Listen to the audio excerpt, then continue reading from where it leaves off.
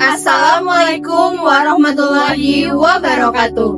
Perkenalkan, kami dari kelompok 2 dari mata kuliah Imunologi kelas B. Di sini kami akan melakukan sesi wawancara terhadap responden yang memiliki riwayat alergi. Perkenalkan, saya Anissa Alfianti dengan NIM 23613179 sebagai pewawancara. Saya Ataya Ferus Salma dengan NIM 23613188 sebagai pewawancara. Saya Azahra Zahrani Kifli dengan NIM 23613191 sebagai responden. Baik, terima kasih Lala sudah bersedia untuk kami wawancarai.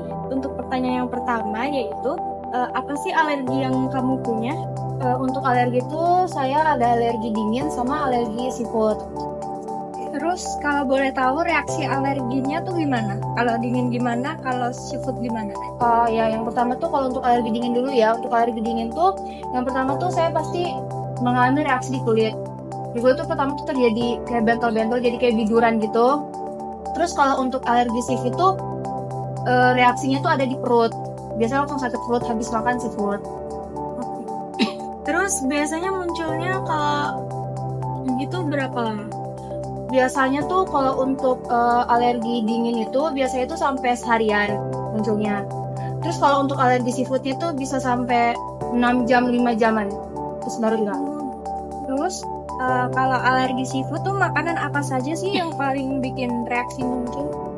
Untuk alergi seafood itu yang paling sering itu mungkin dari udang, kepiting, sama lobster. Tapi kalau untuk kayak seafood tadi seperti ikan, kerang itu alhamdulillahnya enggak. Sebelumnya kamu udah pernah cek atau itu self diagnosis? Sebenarnya lebih ke self diagnose. Soalnya kan sehabis makan udang itu langsung ngerasain reaksinya, itu langsung berarti kayaknya alergi. Jadi diantisipasi. Tapi kalau untuk alergi dingin udah pernah ke dokter. Terus nih, misal kalau kamu ke tempat makan, kamu tuh biasanya gimana supaya aman dari alergi seafood itu? Biasanya nanya dulu sih ke pelayan restorannya gitu. Semisal nih ada nasi goreng spesial, kita kan nggak tahu nih isinya apa aja. Jadi mungkin nanya dulu, ini di nasi gorengnya ada seafoodnya nggak? Kalau misalnya kamu, berarti kamu minum obat dulu kan ya? Kalau untuk alergi dingin tuh biasanya minum obat. Iya. Obat itu minum cetirizine. Tapi kalau untuk alergi seafood itu biasanya nggak minum obat. Terus pernah nggak sih reaksi alerginya sampai parah banget? Coba ceritain. Kalau untuk yang dingin ya, itu pernah yang pertama kali kambuh, itu alergi itu bener-bener bentol-bentol sebadan, kayak biduran sebadan tuh full sebadan dari leher sampai di telapak kaki. Dan telapak tangan itu bentol-bentol juga. Itu reaksi pertamanya. Selain kamu, ada nggak anggota keluarga kamu yang punya riwayat alergi juga? Kebetulan tuh dari kakak saya tuh ada alergi seafood. Dia tuh tiap makan udang, kepiting atau lobster, ada reaksi di tenggorokan, di langit-langit mulut. Tapi kalau untuk kayak ikan, kayak kerang juga sama seperti saya tuh nggak ada muncul reaksi. Terus kalau dari kamu sendiri nih, ada cara khusus nggak buat nyegah atau ngurangin reaksi alergi baik dingin maupun seafood? Kalau untuk alergi dingin sih kemungkinan ya kalau malam, biasa kan itu dingin, mungkin itu dikurangin untuk keluar malam sama mandi malamnya itu. Karena biasanya kalau mandi malam tuh udah muncul kan pasti. Karena munculnya reaksi alergi tuh kalau di diri saya biasanya tuh menjelang sore, itu mulai menuju ke malam itu udah mulai muncul. Mungkin tuh dari saya kayak gitu. Tapi kalau untuk yang kayak seafood, ya mengantisipasinya dengan nggak makan seafoodnya. Oke, terima kasih ya Lala udah bersedia kita wawancarai. Ya, sama-sama makasih juga ya udah mau nanya-nanya. Baik, itu tadi merupakan sesi wawancara kami terhadap responden yang memiliki riwayat alergi. Kurang dan lebihnya kami mohon maaf, kami akhiri. Wassalamualaikum warahmatullahi wabarakatuh.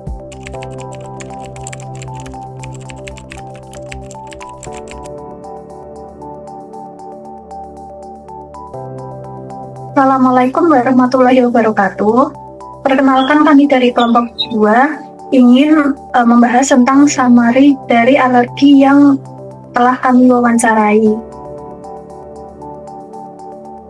Berikut anggota dari kelompok 2 ada Anandia Sarah, Dava Octavia, Aulia Ramadhani, Anissa Alfianti, Ataya Fairuz, dan Azahra Zahrani.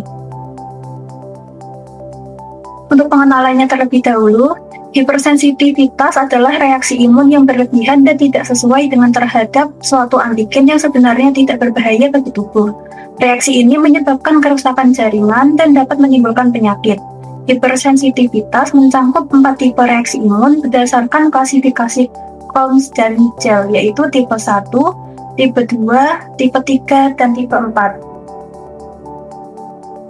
Selanjutnya akan disambungkan dengan anggota. Tipe-tipe hipersensitivitas yang pertama ada tipe 1. Mekanisme imunnya diperantarai oleh IgE yang terkait pada reseptor FcERI di permukaan sel mas, basofil, dan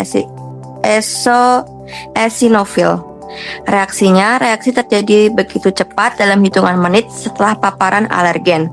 Alergen menstimulasi produksi IgE yang menempel pada sel mas. Paparan berikutnya menyebabkan degranulasi sel mas dan pelepasan histamin serta mediator inflamasi lainnya. Efektor mekanismenya, aktivasi dan degranulasi sel mas, pelepasan histamin, leukotrien, prostaglandin, dan sitokin poriinflamasi. Jenis antigen, alergen, protein lingkungan dalam dosis rendah seperti serbuk sari, makanan, dan tungau debu. Contoh reaksinya adalah anafilaksis dan asma alergi.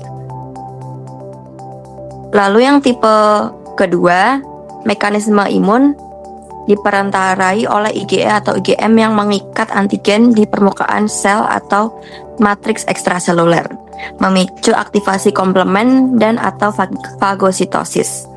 Reaksinya, antibodi mengenali antigen pada permukaan sel tubuh sendiri, menyebabkan lisis sel, fagositosis, atau disfungsi sel.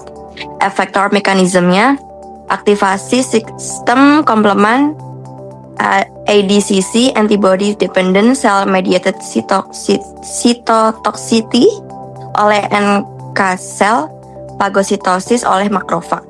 Jenis antigennya, antigen sel permukaan. Biasanya eksogen seperti obat yang terikat ke sel atau endogen seperti reseptor atau protein membran. Contoh reaksinya, anemia hemolitik autoimun dan trombositopenia akibat obat, misalnya penisilin dan juga cefalosporin.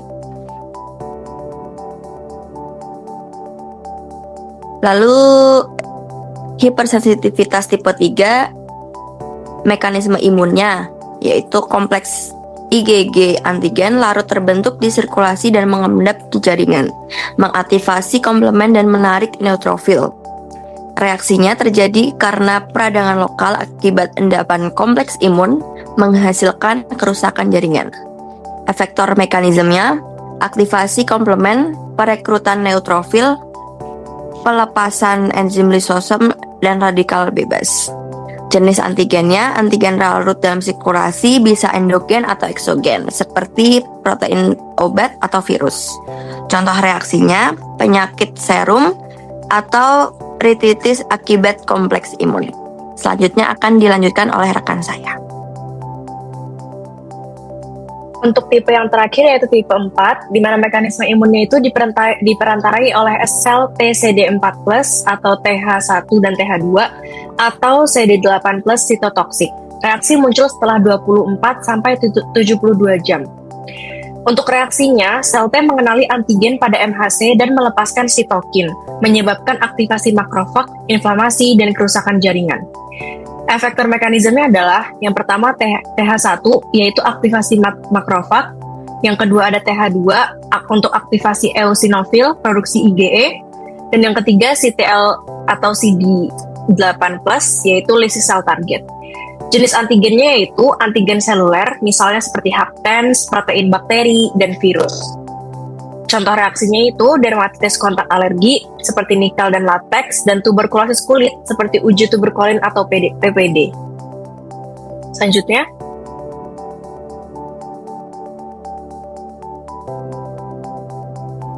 Pasien mengalami dua jenis alergi yang berbeda, yaitu alergi dingin dan alergi terhadap makanan laut seperti seafood, khususnya udang, kepiting, dan lobster. Alergi dingin ditandai dengan munculnya reaksi berupa bentol-bentol atau biduran pada kulit yang dapat menyebar dari leher hingga telapak kaki, termasuk telapak tangan. Reaksi ini biasanya muncul pada sore atau malam hari dan dapat bertahan seharian. Pasien yang telah menjalani pemeriksaan medis untuk alergi dingin dan saat ini menangani gejalanya dengan mengonsumsi obat antihistamin cetirizine serta menghindari paparan udara dingin seperti mandi malam atau keluar rumah di malam hari. Analisis yang lainnya yaitu, sementara itu alergi terhadap seafood belum dikonfirmasi secara medis dan hanya didiagnosis sendiri berdasarkan pengalaman pribadi. Reaksi alergi yang dirasakan berupa sakit perut yang muncul sekitar 5-6 jam setelah mengonsumsi makanan laut. Pasien tidak mengonsumsi obat untuk menangani alergi ini, melainkan menghindari makanan pemicu dan secara aktif bertanya kepada pelayan restoran untuk memastikan bahwa menu yang dipesan tidak mengandung seafood. Riwayat keluarga menunjukkan bahwa kakak pasien juga memiliki alergi serupa terhadap makanan laut, yang menyebabkan rasa gatal pada langit-langit mulut setelah mengonsumsi udang ataupun kepiting.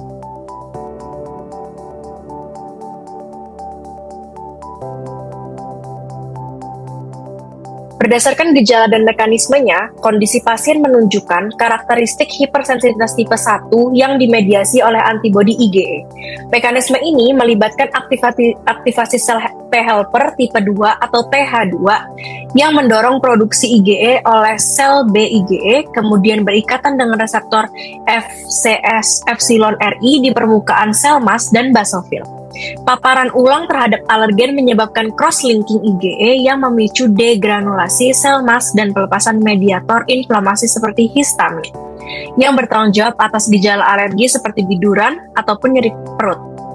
Penanganan alergi dingin dinilai sudah sesuai dengan terapi simptomatik dan penghindaran faktor pencetus, sementara alergi makanan laut masih memerlukan konfirmasi diagnostik dan strategi pengelolaan yang lebih terarah untuk mencegah kemungkinan reaksi yang lebih berat.